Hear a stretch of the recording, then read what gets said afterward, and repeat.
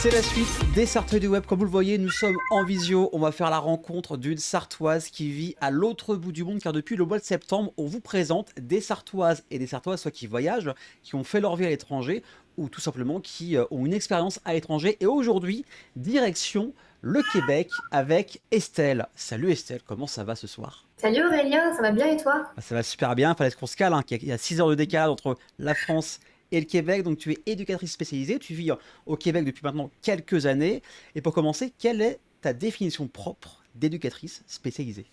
Ouais, alors moi je te dirais que l'éducatrice, éducateur, éducatrice spécialisés ont un certain savoir-être, une capacité d'expertise, d'analyse Hmm. qui va du coup amener la personne, la famille qu'on va accompagner dans une réflexion qui va lui permettre finalement de trouver des solutions, des réponses à sa problématique tout en conservant ce qu'elle est et ses valeurs en fait.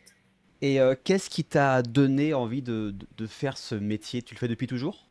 Ouais, c'est un métier que j'exerce depuis toujours. Je te dirais que le métier est large, donc on a différents publics avec lesquels on peut travailler. Moi, ce qui m'a amené là, je te dirais que j'ai toujours eu ce besoin d'avoir des réponses à des questions sur l'existence, sur l'adolescence, sur l'enfance, sur la vie en fait. Et Ouais. les réponses qu'on m'apportait n'ont jamais été 100% acquises pour moi. Donc, tu sais, j'ai eu ce besoin de faire une introspection sur moi et finalement, j'ai compris qu'en fait l'humain est super complexe. Oui. Donc, c'est pour ça que pour comprendre l'humain, pour comprendre l'adulte, pour comprendre ce qu'on est, il faut remonter bien plus tôt que ça et il faut remonter finalement à l'enfance. Donc, tout ce qui a à être éducation 0-5 ans. Donc, c'est pour ça que du coup, j'ai approfondi mes recherches, mes questionnements sur du coup le développement de l'enfant, sur le cerveau humain, sur les neurosciences qui me permettent du coup aujourd'hui d'accompagner au mieux mes familles avec les données actuelles en fait. Donc tu es indépendante au Québec. Comment ça s'articule ton quotidien? Les semaines se ressemblent ou au contraire, chaque semaine ne ressemble pas à celle d'avant? Je te dirais que c'est pas mal la course, c'est de l'organisation pour Ouais. tout matcher. Tu sais, j'ai un conjoint, j'ai un enfant, donc ça va Hmm. être gérer la vie de famille, la vie d'auto-entrepreneur. Et à côté de ça, je reste aussi salariée dans une maison de la famille. Donc en fait, j'ai les D'accord. mêmes missions qu'en indépendante, sauf que du coup, je vais le travailler auprès des familles un peu plus vulnérables qu'au privé. Donc je te dirais que j'ai un temps de base à la maison de la famille, puis je viens articuler mon auto-entrepreneuriat le D'accord. matin tôt, le soir tard, entre midi et deux. Enfin, voilà, c'est beaucoup d'organisation dans le planning. J'ai un agenda, je l'ouvre et puis je cale mes choses là. Je peux comprendre, tu fais ça pendant très longtemps, enchaîner le travail salarial et indépendant, donc je peux comprendre totalement. Donc je le disais en début d'interview, tu vis au Québec. Pourquoi avoir choisi d'aller vivre, de travailler là-bas? Je te dirais déjà pour la langue, D'accord. on a toujours eu ce besoin, ce souhait d'immigrer, de voir ailleurs ce qu'il y avait, ce qui se faisait, autre chose. Le Québec, parce que du coup, comme je te dis, c'est francophone, donc c'était plutôt facile au niveau de l'approche, au niveau de la langue. Hmm. L'immigration, ça reste une grosse adaptation, donc voilà, la langue, c'était quand même super important. Pourquoi le Québec? Parce que le Québec, on y a été souvent avec mes parents quand j'étais enfant, on a de la D'accord. famille ici, donc c'était aussi rassurant d'avoir un pied à terre, d'avoir quelqu'un sur qui compter quand on a besoin, etc.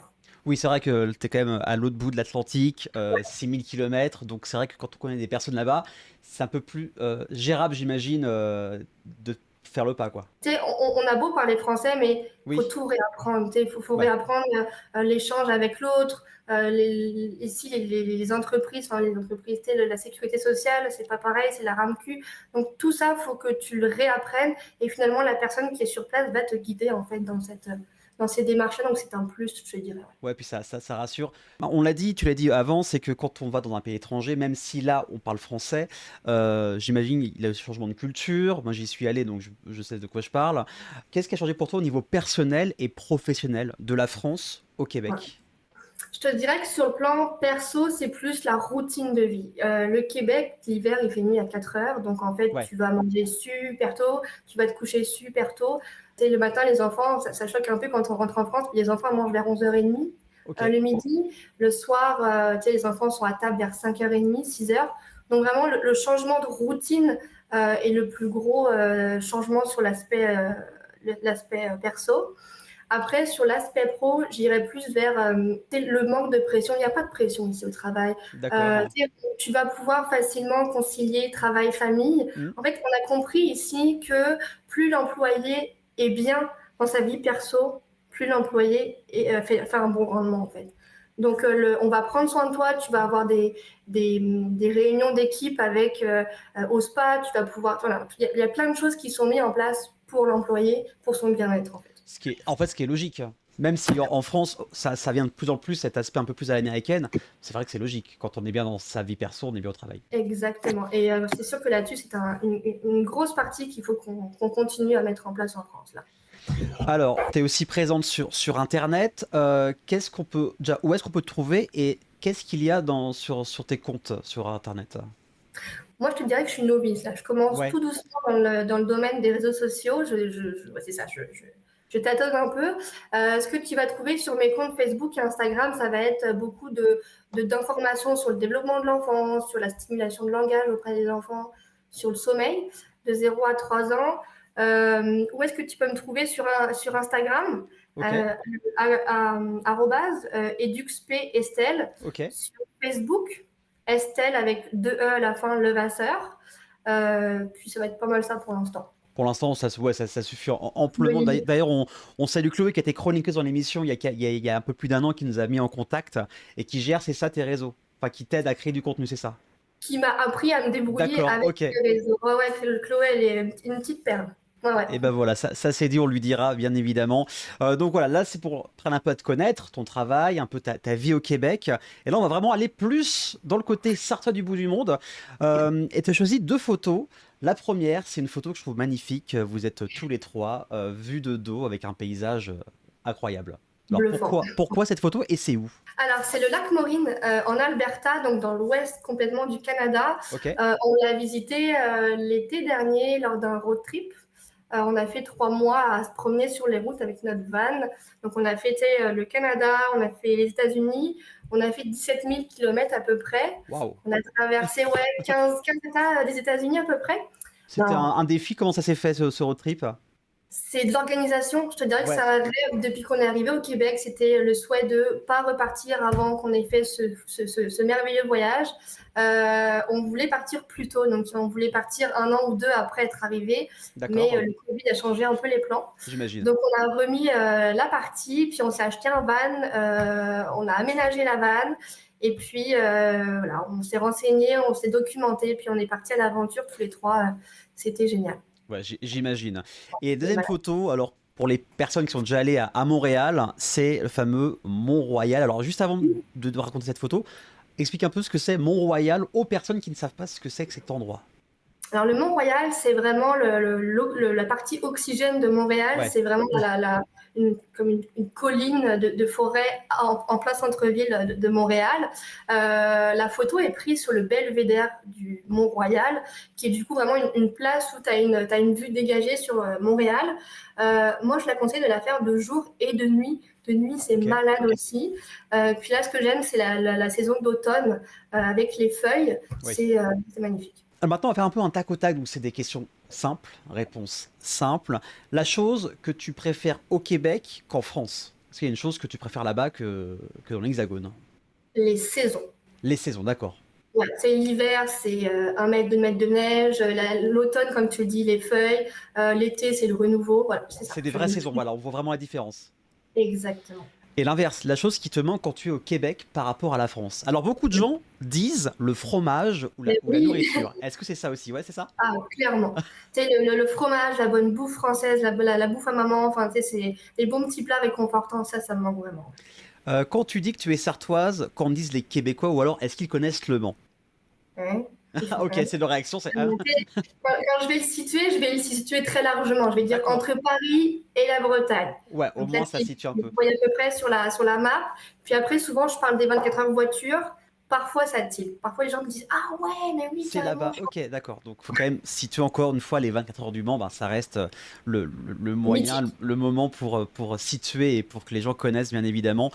Un endroit, un spot où tu te sens bien au Québec. Je te dirais un spot, une soirée ou ouais, une soirée entre amis autour du feu. Que Ok. ce soit, peu importe la saison, tu sais, habillés avec nos gros doudous, nos combis, autour d'un bon feu dans le jardin ou dans un camping, par exemple, ça c'est cool. Et À bah top. refaire le monde, à discuter, c'est cool. Allez, top 3 des lieux que si les personnes nous regardent et veulent aller au Québec, que toi tu conseillerais. Ça peut être Je te lieu ou même dirais, ville, hein. Peu importe. ouais, je te dirais le Vieux-Québec, Oui, je te dirais la Gaspésie, qui ressemble beaucoup au paysage de la Bretagne. d'accord, hein. Et je te dirais, bah, tu sais, les cantons de l'Est, pour voir les feuilles, là, c'est les meilleurs endroits, pas trop loin de Montréal. Les cantons de l'Est, Bromont, je sais pas si tu connais un peu toute Non, cette je ne suis pas allé, malheureusement. c'est ça, les cantons de l'Est, Eh ben, l'Estrie. je note pour la prochaine fois. C'est vrai que, enfin moi, dans mon entourage, je pense que même chez vous, il y a beaucoup de personnes qui sont intéressées d'essayer même de vivre au Québec, Ouais. que ce soit pour une courte ou moyenne durée. Quels sont les conseils que tu pourrais donner à ces personnes-là souhaitant vivre, faire une partie de leur vie au Québec? D'aller visiter en avance, tu sais, D'accord. de faire un hiver avant d'arriver, de faire un été aussi. L'été est super humide ici, c'est très chaud et très humide. Euh, je te dirais aussi mettre de l'argent de côté pour D'accord. t'acheter une voiture l'hiver notamment, Ouais. et aussi pour les documents d'immigration qui coûtent quand même des sous. Donc c'est un petit paquet d'argent pour essayer de pouvoir répondre à tes besoins. Donc voilà, vous savez ce qu'il vous reste à faire. Économiser, économiser. Et puis pour finir, est-ce que la poutine, c'est pas un peu surcoté? Ah, clairement, c'est surcoté la poutine, mais c'est tellement bon. La poutine, c'est des frites, de la sauce brune, donc qui est faite à base de ketchup, bouillon de poulet, bouillon de bœuf, voilà, et du fameux fromage pouic pouic que tu connais, j'imagine. Tu sais, Oui. le fromage, c'est du cheddar, je pense, du cheddar. Donc ouais, c'est surcoté, mais c'est quand même bon. C'est réconfortant l'hiver. C'est vrai, et l'avantage c'est que c'est pas très cher. Quand vous voyagez, que vous ne voulez pas mettre trop d'argent dans de la nourriture, c'est vrai que c'est pas cher. Il y a plusieurs sortes de poutine, j'en ai vu à la bolognaise, à la viande effilochée, enfin vrai, il y en a sur, sur toutes les sauces finalement. Donc je rappelle, tu es éduc spécialisé, on peut te retrouver sur Facebook, sur Instagram pour suivre tes aventures, tes conseils ou même te contacter. Il y a un mail aussi, on peut te contacter directement. Ouais, Estelle-du-6 Levasseur, outlook.com. Donc voilà, même si tu es au Québec, en France, vous pouvez le contacter, ça sera en visio comme on le fait actuellement. Et pour les Québécois et Québécoises, ben directement aussi en visio, c'est à côté de chez toi, bien évidemment. Merci beaucoup Estelle d'avoir pris le temps. Merci à toi, Aurélien. Et ben peut-être à une prochaine, sait-on Ouais, jamais, au plaisir. Québec ou en Sarthe. Merci beaucoup. Et Bonne soirée. merci à toi aussi. Merci beaucoup Estelle d'avoir participé à l'émission pour les sorteurs du bout du monde. Si vous voulez participer avec nous et parler de Sartois qui sont à l'autre bout du monde, vous pouvez nous contacter à aurélien.caillos@gmail.com, ça s'affiche juste en dessous. Et dans quelques instants, c'est le zap de cette semaine et l'arrivée de l'alternance de la semaine avec des DJ en recherche d'alternance. Et c'est après la pub. À tout de suite.